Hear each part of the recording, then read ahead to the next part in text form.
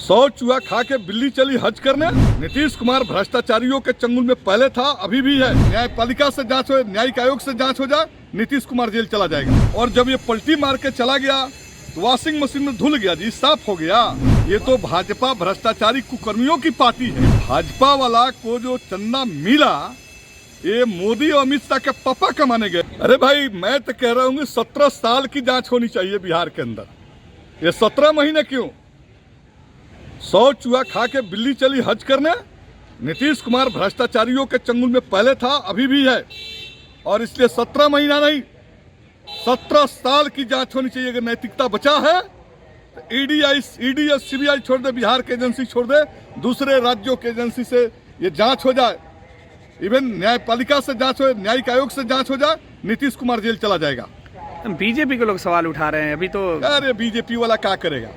कल तक वो तो गब्बू सिंह और ये जो है कारू सिंह का छापेमारी करता था, वो राधाचरण सेठ या छापेमारी करके ईडी ने रेड डायरी प्राप्त किया। रेड डायरी में ये आ गया, सब जदयू के जितना नेता थे, सचिव है दीपक कुमार, उसको सम्मन किया। और जब ये पलटी मार के चला गया तो वॉशिंग मशीन में धुल गया जी, साफ हो गया। ये भाजपा वाला भ्रष्टाचार पर बात करेगा? ये तो भाजपा भ्रष्टाचारी कुकर्मियों की पार्टी है, ये भ्रष्टाचार पर बात क्या करेगा? अब तो वक्त आ गया है, सुप्रीम कोर्ट ने इलेक्टोरल बॉन्ड पर जो लैंडमार्क डिसीजन दिया है, वो डिसीजन के मुताबिक 13 मार्च तक जो है एसबीआई को इलेक्टोरल बॉन्ड से जो राशि प्राप्त किए लोगों ने, उनका नाम का खुलासा करना है। अरे 5,500 करोड़ रुपया ये भाजपा वाला को जो चंदा मिला ये मोदी और अमित शाह के पापा कमाने गए थे।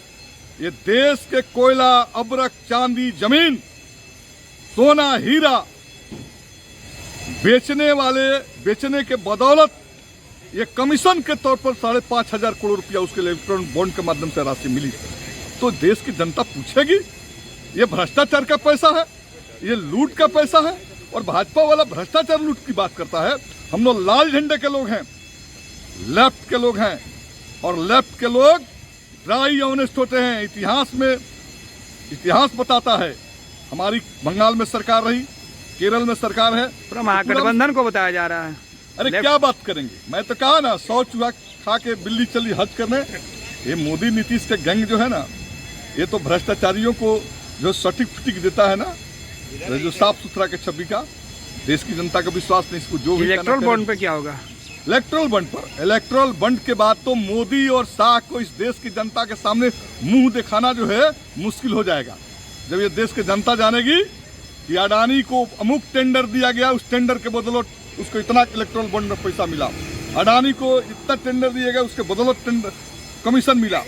तो ये जो उद्योगपतियों को, पूंजीपतियों को उसने जो है कौड़ी के मोल पर सार्वजनिक कंपनियों को बेचा, एयरपोर्ट को बेच दिया, स्टेशन को बेच दिया, टेलीफोन को बेच दिया, बैंक को बेच दिया, LIC को बेच दिया, देश के जो माइंस है उसको बेच दिया। उसी को बदौलत में उसको कमीशन के तौर पर 5,500 करोड़ रुपया चंदा मिला। ये 5,500 करोड़ रुपया लूट का पैसा है। हम लोग तो सुप्रीम कोर्ट गए और जजों की बेंच ने कहा कि ये गैर संवैधानिक है और ये बताना पड़ेगा ये आपने चंदा किन किन से लिया। इससे बड़ा भी घोटाला होता है। ब्लैक मनी को व्हाइट मनी में इलेक्टोरल बॉन्ड के माध्यम से कर रहे थे। तो देश की जनता जान चुकी है। भ्रष्टाचार पर भाजपा और जदयू वाला बातें न करे। भ्रष्टाचार पर बात करने का एकमात्र किसी पार्टी के पास नैतिक अधिकार है तो वो लाल झंडी की पार्टी या लेफ्ट पार्टी के। बाकी पार्टियों की बात करना जो है बेकार की, फालतू की बात है। आपने कहा कि आखिर पैसे वो कहाँ से आए थे? अमित शाह और उनके पापा बताएंगे। बिल्कुल, ये उनके पापा कमा के दिए हैं 5,500 करोड़। ये पैसा देश की जनता का है। किनके पापा कमा के दिए हैं? अरे अमित शाह और मोदी जो 5,500 करोड़ रुपया जो चंदा लिया इलेक्ट्रॉनिक बॉन्ड पर, तो पापा कमाने गए थे उन लोग को। वो पैसा तो देश की जनता को है। अब तो बताना पड़ेगा सुप्रीम कोर्ट को ये पैसे कहाँ से आए। मोदी और अमित शाह को मुंह छिपाने के लिए जगह नहीं मिलेगा। इतना बड़ा भ्रष्टाचार किया है। 13 मार्च को हो जाएगा फैसला? एकदम हो जाएगा।